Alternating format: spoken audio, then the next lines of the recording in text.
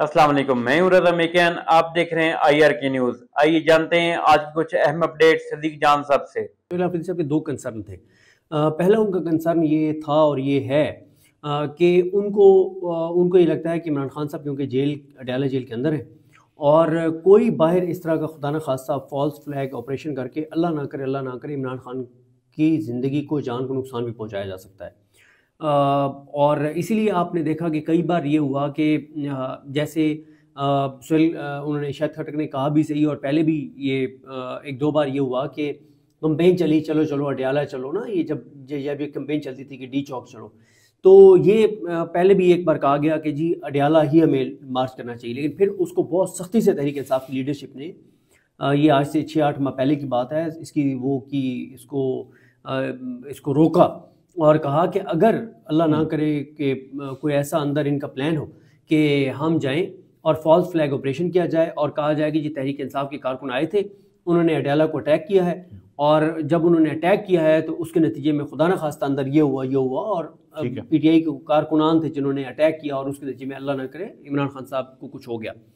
तो पहला तो उनका कंसर्न ये है कि कोई हमें ऐसी चीज़ बाहर नहीं करनी जिससे अंदर कोई फॉल्स फ्लैग ऑपरेशन करके और इमरान खान को नुकसान पहुंचाया जा सके। दूसरा उनका कंसर्न ये है कि कोई ऐसी चीज़ ना हो बाहर जिसकी वजह से उसको बुनियाद बनाकर और इमरान खान साहब को बलूचिस्तान जो है वो मुंतकिल कर दिया जाए, ठीक है, कि किसी तरह से मर्च जेल में या कहीं दूर इमरान खान साहब को जो है वो मुंतकिल कर दिया जाए। अब यहाँ तो फिर भी चले अडयाला में चले जाते हैं, इमरान खान साहब की फैमिली चली जाती है, लोग चले जाते हैं, अगर बलूचिस्तान मुंतकिल कर दिया जाए वो वैसे ही सिक्योरिटी थ्रेट है, तो कोई ऐसी चीज़ ना हो कि जिसके नतीजे में उसको बुनियाद बना के और इमरान खान साहब को मुंतकिल कर दिया जाए। तीसरा जो उनका एक कंसर्न था वो ये था कि उनको ये इत्तला मिली थी कि फॉल्स फ्लैग ऑपरेशन हो सकता है और उसको बुनियाद बना के वहाँ पे खुदा न खास्ता गोली चल सकती है, अडयाला के बाहर जाने जा सकती हैं या कोई ऐसी चीज़ की जा सकती है कि जिसकी वजह से पूरे का पूरा जो फोकस है वो 26 नवंबर पे नहीं रहेगा बल्कि वो 25 नवंबर पे चला जाएगा। तो ये उनके सारे कंसर्न थे और इन तमाम जो चीज़ें थी उनको मद्देनज़र रखते हुए वो नहीं गए। बाकी बात यह है कि उनके मतलब ये अगर कोई कहता है कि उनके जाने का इम्पैक्ट नहीं होना था तो ये बात तो गलत है, इसमें कोई शक नहीं है कि सुहेल अफरीदी साहब जाएँ तो उनका इम्पैक्ट तो होना था। लेकिन मैं आपको एक चीज़ बताऊं कि सुहेल अफरीदी ज़ाती तौर पे ना वो किसी चीज़ से खौफजदा है ना उनको अपनी जान जाने का डर है। जो चीज़ें वो कर रहे हैं शहर इक़्तिदार के बाखबर सहाफ़ी जानते हैं कि वो कितनी ख़तरनाक चीज़ें कर रहे हैं, किन किन फॉल्ट लाइन्स को वो छेड़े हैं। लेकिन वहीं पे तहरीक इंसाफ के कुछ रहनुमा हैं जो बहुत इस बात पे कंसर्न रहते हैं कि सुहेल अफरीदी साहब को कभी भी अपने आप को कहीं ऐसे रिस्क में नहीं डालना चाहिए कि खुदा न खास्ता उनको निशाना बनाना आसान हो, क्योंकि सुहेल अफरीदी साहब को तहरीरी तौर पे भी थ्रेट्स उनके साथ शेयर किए गए हैं कि आपकी जान को ख़तरा है और वर्बली भी बहुत सख्त चीज़ें उनको जो है वो बताई गई हैं। बल्कि मैं आपको एक चीज़ ख़बर एक आपसे शेयर कर सकता हूँ जो पहले भी मैंने एक बार अर्ज़ की थी कि करक में जब वो जलसे पे जाने लगे तो उनको पहले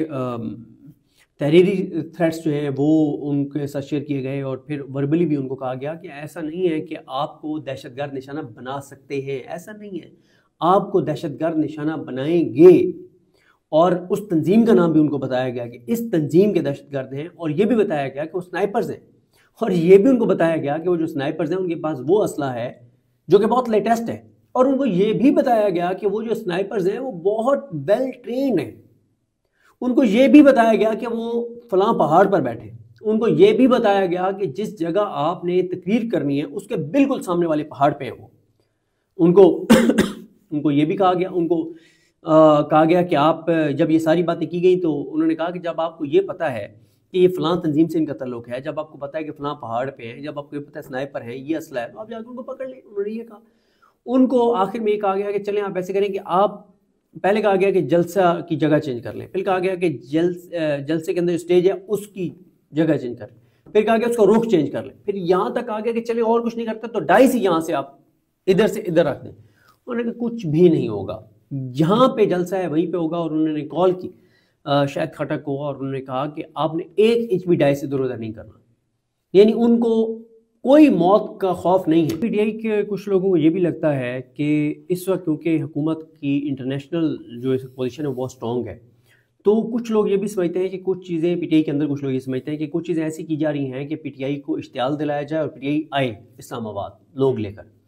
اور خدا نہ خواستہ پھر جو ہے وہ 26 نومبر یا مرید کے جیسا کوئی یہاں پہ واقعہ ہو جائے۔ دیکھیں ایک آپ نا ایک گراؤنڈ ریالٹی ہے، ایک ہوتی ہے جذباتی بات، ایک ہوتی ہے ذرا عقل سے اور ہوش سے دیکھنے والی چیز۔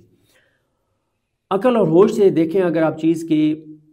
اب آپ کو ایک ہوپ ہے نا کہ قیادت عمران خان صاحب نے تحریک تحفظ نے پاکستان کو دے دی ہے، محمود حسن چکدئی صاحب اور علامہ راجہ ناصر عباس صاحب کو، اور سی ایم کے پی بھی انہوں نے چینج کر دی سہیل آفریدی۔ اب ایک مومنٹم بن رہا ہے، بڑھ رہا ہے، دباؤ بڑھ رہا ہے، ایک ماحول گرم ہو رہا ہے کہ یہ تیاری کر رہے ہیں آنے کی،